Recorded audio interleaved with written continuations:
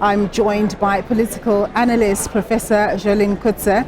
She's in studio with us just to take us through some of her thoughts. But the first thing, of course, is that the HSRC, of which you're a member, released the election satisfaction survey this morning. We did actually flight it live on SABC News. Just tell us about this election survey. You took it, or you actually did the survey on election day itself, the 29th of May.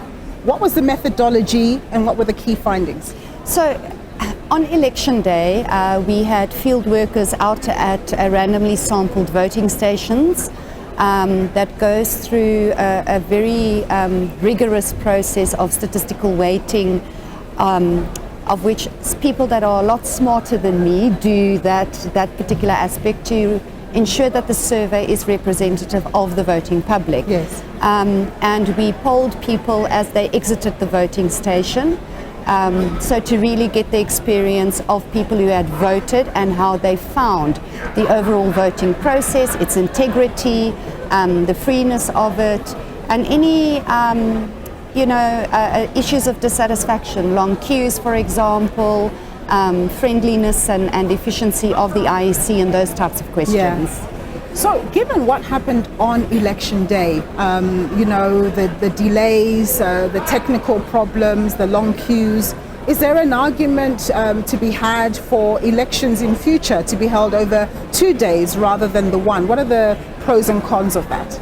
I think it's a bit early days to say, okay, yes, we maybe need to look at a longer election period or, a shorter one.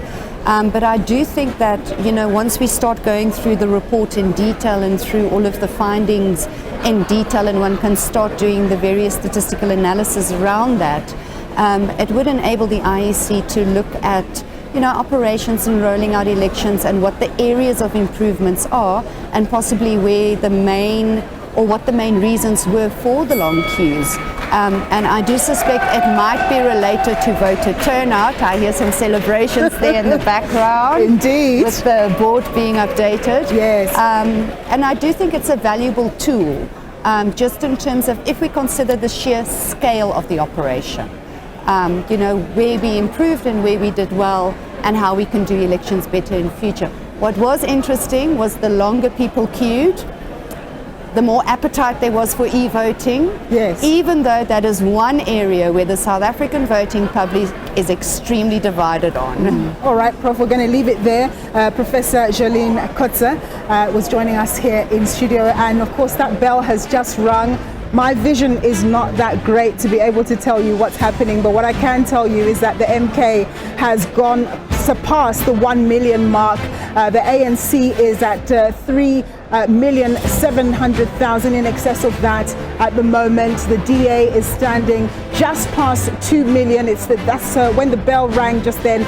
That's when that number ticked up past 2 million. The IFP is sitting at 256,000, just over that. And let me try and seek out the EFF. They're sitting at 840,000, just over. We're going to hand you over to a quick break.